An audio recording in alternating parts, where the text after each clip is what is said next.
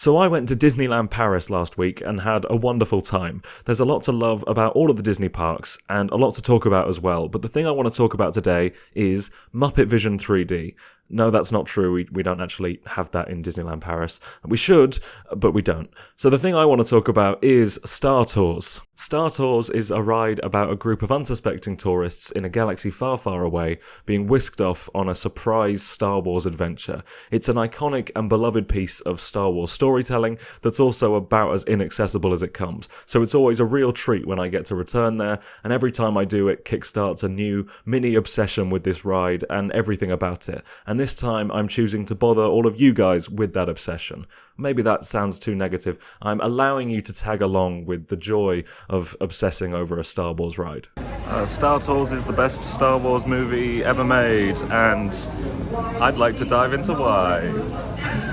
I think the first thing that's worth noting about this ride is what a phenomenal idea it was. If you were tasked with making a Star Wars themed flight simulator in the 80s, I don't think your first thought would necessarily have been space tourism. I think, to me, the obvious thing is, it's a mission for the rebellion. You're the Rebel Alliance's newest recruits, and you go into a mission briefing and then get shipped off to a battle. But with the absence of any sort of interactivity, the idea of bringing that many people to a battle just to sit there and watch it unfold is one that doesn't really work. I mean, it does work, but in the same kind of nonsense ride logic that a lot of other experiences operate on. The logic that has familiar characters spend the whole ride going, "Come on, this way, follow me," and then at the end saying, "Whoa, thanks for the help back there. We couldn't have done it without you," when you really didn't do much at all. And I sound dismissive of that. It's fine. It works for a lot of what these rides are going for. It's a decent way to have guests feel loosely involved in a very vague story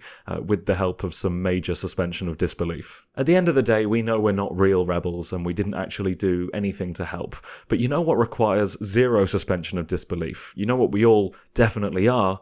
Tourists. We all have experience with commercial travel. It's how most of us got to Disneyland in the first place. Theming a whole ride around a civilian space travel business is just a remarkably good idea. It brings a whole new relatable angle to the world of Star Wars. It combines so many situations and designs that we're used to seeing in the real world with all the Star Wars-ness that you'd expect from the galaxy far, far away. In an absolute triumph of immersion, it kind of means the ride starts from the moment you enter the queue. Obviously, if the ride currently has a long wait time, it's still a long wait time, but you know where else has long wait times? An airport, and the queue area is working so hard to make you feel those airport vibes. There are posters and videos advertising various destinations for Star Tours flights, announcements about the spaceport's arrivals and departures. Before you board, you get a safety video from a flight attendant style character telling you to keep your seatbelt fastened and reminding you not to smoke.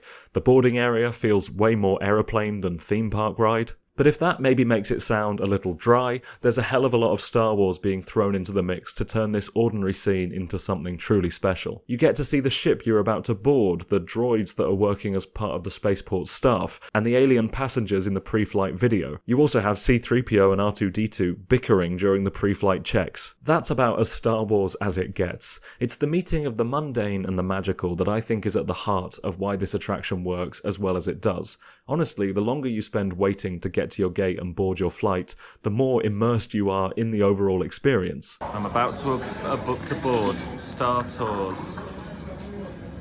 3PO's in there now. Maybe there's a limit to how long that kind of justification lasts while you're queuing, but I'd say it's a ceiling you hit a lot later than you would if, say, you were spending your time walking through black corridors with no storytelling going on except a bunch of pictures of X-Wings on the wall. Cough, cough, Hyperspace Mountain, cough, cough. This kind of civilian transport is a side of Star Wars that we hadn't really seen when this ride was created. I mean, Luke Skywalker isn't exactly going to hop on a space bus when there's so much at stake, but this was a glimpse at life for your normal person in Star Wars and kind of imagining your place within the galaxy far, far away, and it was really cool to see, and I think that's something I've really appreciated seeing a bit more from recent Star Wars storytelling, especially how they get around. You know, not everyone has like a Jedi Interceptor to hop in or a Millennium Falcon. How does Cyril Khan get home to Coruscant? How does Obi-Wan get to and from work? How do people commute in Coruscant? Star Tours was kind of pioneering our first look at that sort of thing.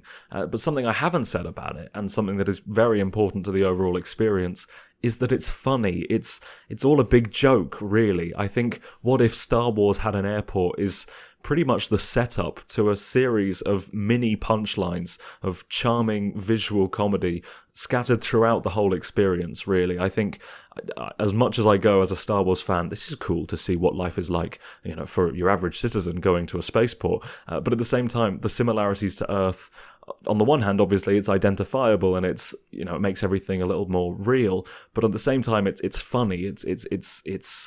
It's charming. It's like, imagining Luke having to get a, cross-galaxy flight to Endor and going to the Star Tours spaceport. It is funny, and I think that's something that definitely has to be acknowledged. I suppose it's worth mentioning the ride itself, although I don't know why anyone would care about that. Don't they know Q theming is where it's at?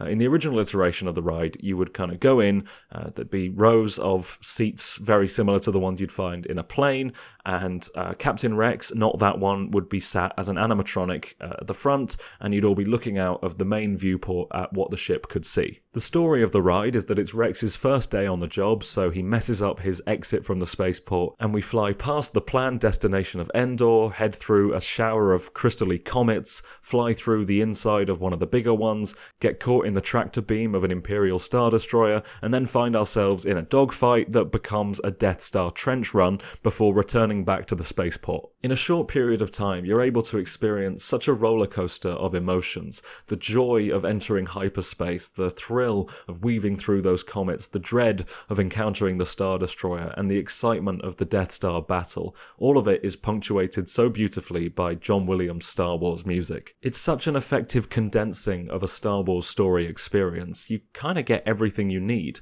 Even the character stuff that you'd maybe expect to be lacking from a ride is delivered by the delightfully designed and characterized Captain Rex. The ride is a technical marvel. The visuals are on such a similar level to the groundbreaking work done for the original trilogy, but in a kind of unprecedented, unbroken 4-minute POV shot.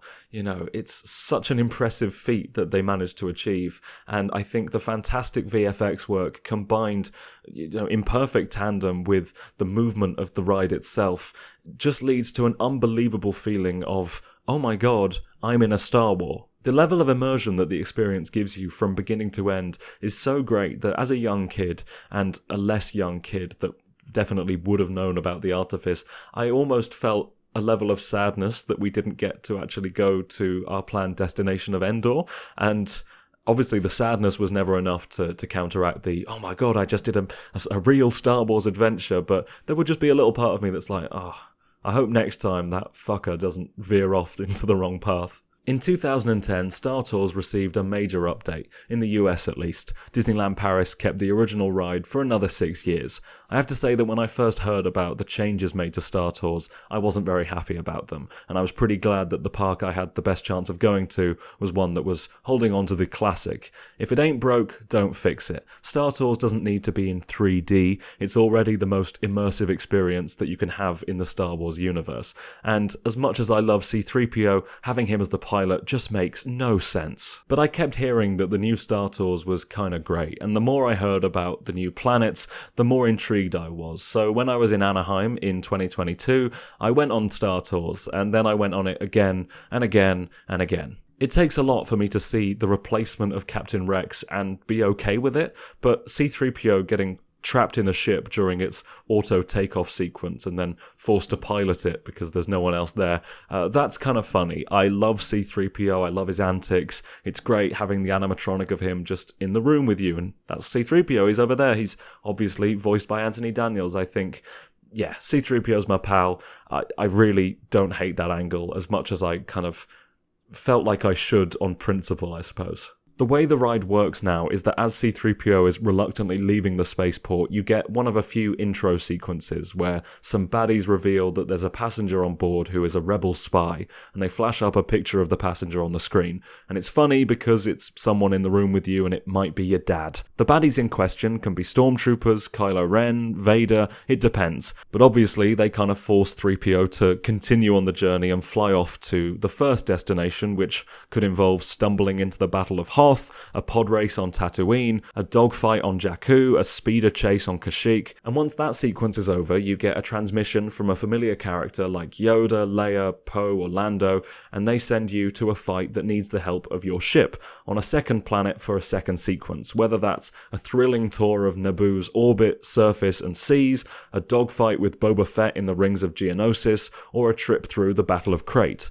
Then you either fly back home or crash land somewhere on the planet. You'd think that second sequence would run into the issue I brought up earlier of why is a ship full of tourists being brought to a battle, but I think this time the logic and immersion of everything you've experienced up to that point means it's pretty easy to then accept the chaos that follows.